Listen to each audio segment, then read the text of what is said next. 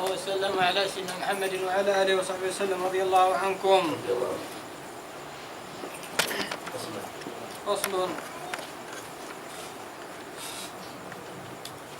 في أركان التيمم.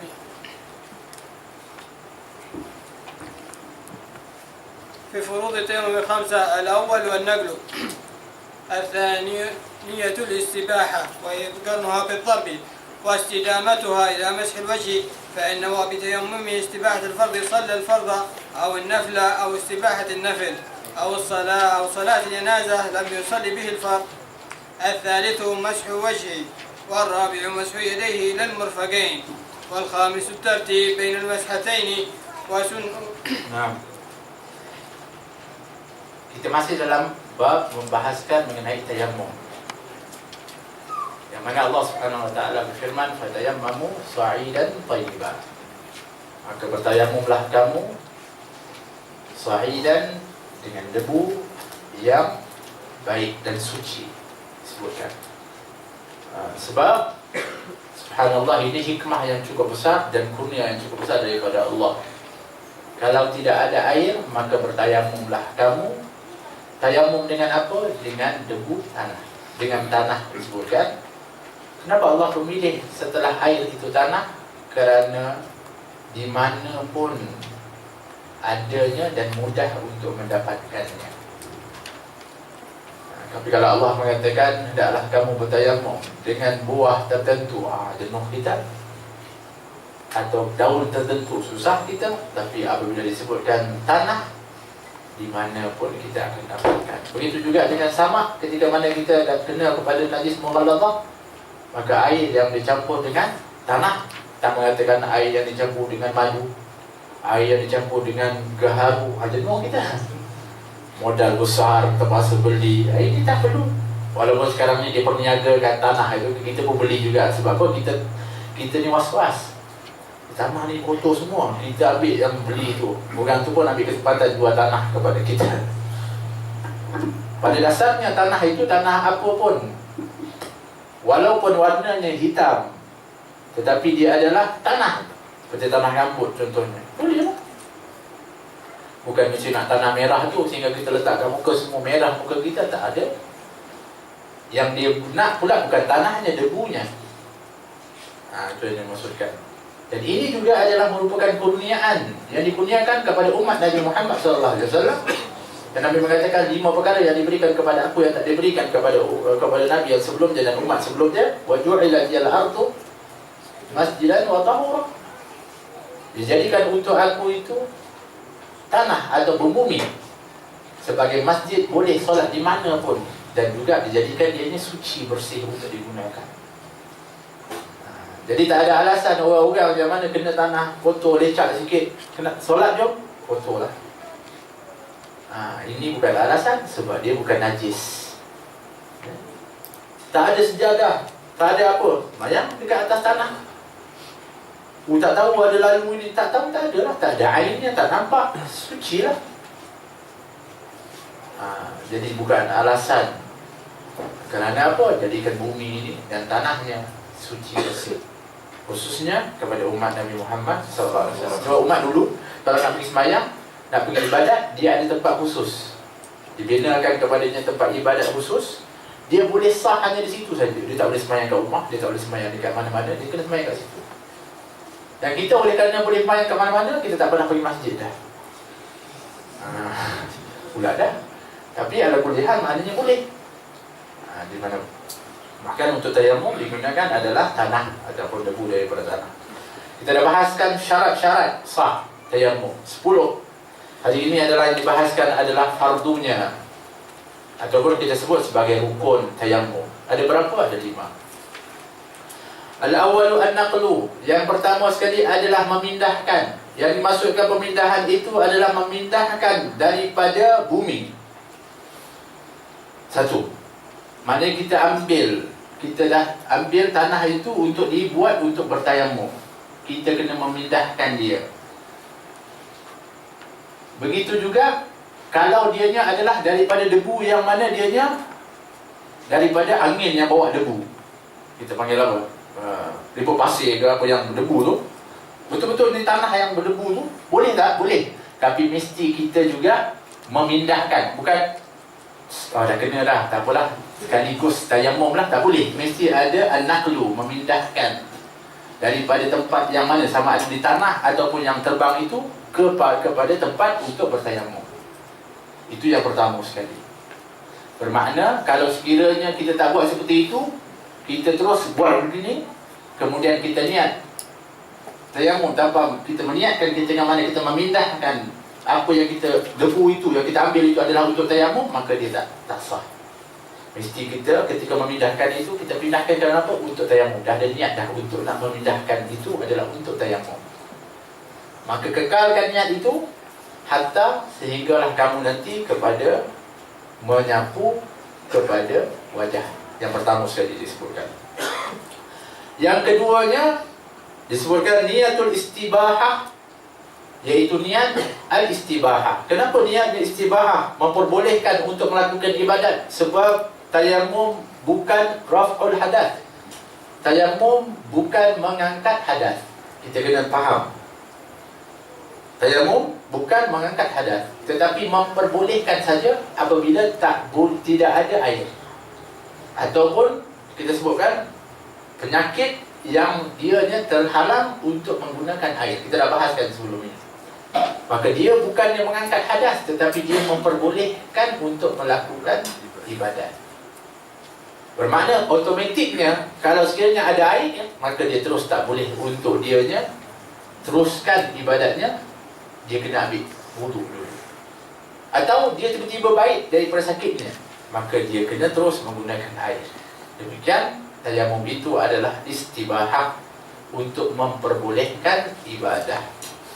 Jadi niatkan sahaja aku bertayamum untuk istibahati solat, contohnya untuk membolehkan aku solat, untuk membolehkan aku ibadah. Bermakna yang senang ni niat yang kedua adalah niat. Yang ketiga, jadi dia mengatakan wajibu qarnuha bidarbi. Oleh kerana itu, untuk muallif mengatakan apa mudahnya adalah kita nak seiringkan dia bila niat itu ketika mana kita menepuk daripada tanah tersebut, debu tersebut, kita menepuk. Demikian itu yang dimaksudkan adalah an-naqlu, kita memindahkan. Tadi ni kita menepuk tu, kita niat nawaitu istibahatus solat atau nawaitu tayammum atau istibahatus solat. Ketika mana? Ketika menepuk kepada tempat yang kita nak tepuk untuk mengambil debu tersebut. Faham Nah. Wastidamatuha ila mas'i wajhihi. Kemudian hendaklah dia meneruskan, teruskan niat. Ketika dia tepuk tadi, dia niat untuk nak istibahatus solat tayammum. Begitu juga ketika dia sapu, niat tu masih ada lagi. Maknanya kalau dia sini, kemudian masa sapu tu dia tak niat dah. Dia kata, aku saja je sapu muka.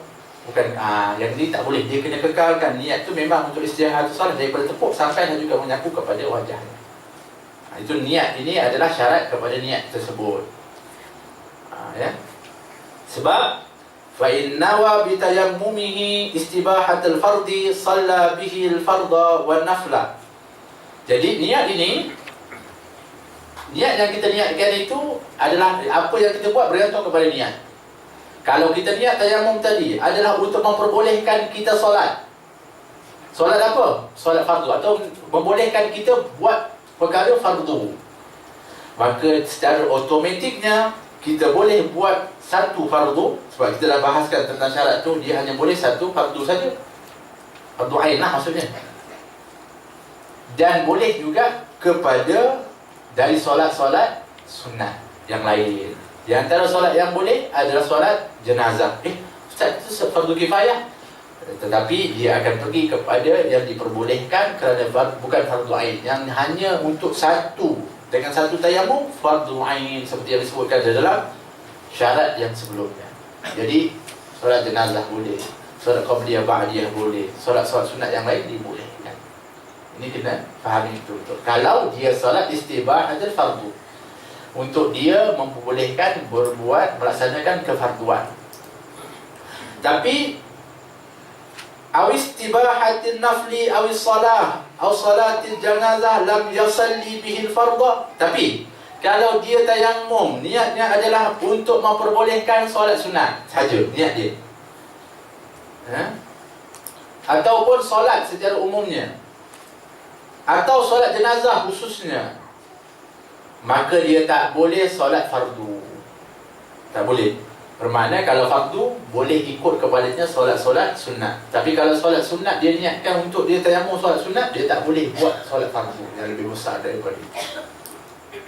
Faham ya? Begitu. Ini berkenaan dengan niat. Iaitu niat ini adalah merupakan rukun yang kedua. Yang ketiga, at-talisu mashu wajhihi, menyapu wajahnya. Jadi tayammum, anggota yang mesti disapu adalah wajah. Baik, kita dah kata an-naqlu, kita memindahkan. Kemudian kita niat dari situ, masa kita nak mindahkan dia, kita tepuk tu kita dah niat dah. Itu rukun yang kedua. Nawaitu istibahatul solat contohnya, atau nawaitu istibahatul fard. Kemudian kita kekalkan, ini aku nak buat ini tayammum, itu niatlah. Maka yang ketiganya adalah menyapu kepada wajah. Maka sapukan wajah itu, tetapi bukan di tepinya, tetapi adalah di seluruh wajah. Seluruh yang dimaksudkan bukanlah maknanya sampai yang celah-celah sini, tak perlu. Hanya kita menyapunya daripada atas. Ini nanti kita akan pergi kepada sunnah-sunnah pelaksanaan, bukan daripada bawah, daripada atas sunnahnya. Iaitu kita sapu daripada atas ke bawah, memadai. Tapi kalau macam ni tidak memadai tepi. Tapi kalau macam ni kita kena lagi sini banyak yang cerah, tak apa. Tak perlulah kita pergi pula gosok. Ini bukan air. Ya. Akalah. Yang keempat, rabi', mashu yadayhi ila al-mirfaqain, iaitu menyapu kedua tangannya sehingga ke siku. Tepuk yang kedua pula. Kemudian hendaklah ketika itu menyapu kedua tangannya sehingga ke siku. Ada kaifiah khusus supaya dia tak menjadi musta'mal. Kerana setiap yang telah pun tapak tangan yang mengenal kepada anggota wuduk, maka diangkat dan dikenakan kepada tempat yang wuduk yang lain, maka dia jadi musta'mal. Tak boleh, tak sah. Maka untuk mengelakkannya ada kaedah khusus. Bagaimana? Setengah daripada bahagian daripada telapak tangannya itu digunakan untuk menyapu di bahagian belakang lengannya, ataupun daripada belakang ni, tangannya. Maka dilalukan, kemudian dipusingkan untuk yang setengah lagi ke atasnya. Kemudian dijalankan sehinggalah ke hujung ibu jarinya. Tak kena kan? Dia punya ni tak kena yang sini, tak, yang sebelah kanan ni dah tak kena lah. Yang kena hanya sebelah, habis sebelah kiri. Jadi tak boleh kenakan begini. Kalau kena begini, dia akan mustamalkan kepada ni. Kemudian buat pula sebelah kiri. Jadi kalau ada cincin kena buka, walaupun dia sunnah, tapi kalau dianya adalah menghalang kepada itu, dia kena buka. Jadi wajib. Ma la yatimu wajib illa bihi fahuwa wajib. Kalau apa saja yang tidak sempurna kecuali dengannya, maka dia menjadi tidak sempurna kewajiban yang lain kerananya, maka dia jadi wajib pula untuk dia dan dia. Begitu juga dengan jam, kena buka. Tapi tadi masa yang kita tepuk muka, tak perlu buka lah, tak ada masalah. Dia tak mengganggu pun. Jadi masa kita nak kenakan kepada tempat tu, kita kena buka. Kita buat pula sebelah kanan, kita pun jalankan, kemudian kita habiskan kat sini. Barulah setelah itu kita disuruh untuk kita meratakan di telapak tangan kita. Selesailah. Habis kepala dengan kaki tak masuk anggota tayammum, jangan buat pasal. Lagi pergi ambil pula sapu sini pula, kaki pula tak ada. Dia hanya, iaitu yang disebutkan yang ketiga adalah menyapu wajah, yang kedua adalah menyapu kedua tangan sehingga siku. Yang kelima adalah at-tartib baina mashaini, iaitu tertib di antara kedua sapuan, iaitu tak boleh mendahului sapuan tangan daripada wajah. Mesti wajah dulu, muka dulu, baru tangan. Tapi kalau tangan kiri dan kanan, itu sunnah. Kalau nak guna, saya nak kiri dulu, tak kira, sekatilah. Tapi dia mukhalafatus sunnah dipanggil, makruh. Tapi kalau dia mendahulukan tangan baru kat muka, Sebab ada juga orang-orang kadang-kadang tu diajar begitu sebab orang ni diajar oleh orang yang tak ada ilmu juga. Dia kata orang ni dia wuduk daripada muka sampai kaki. Itu makam yang daripada tinggi ke rendah. Kita punya makam daripada rendah naik ke atas, daripada muka, daripada kaki ke muka. Sudah tak sah. Sebab apa? Tak ada tertib.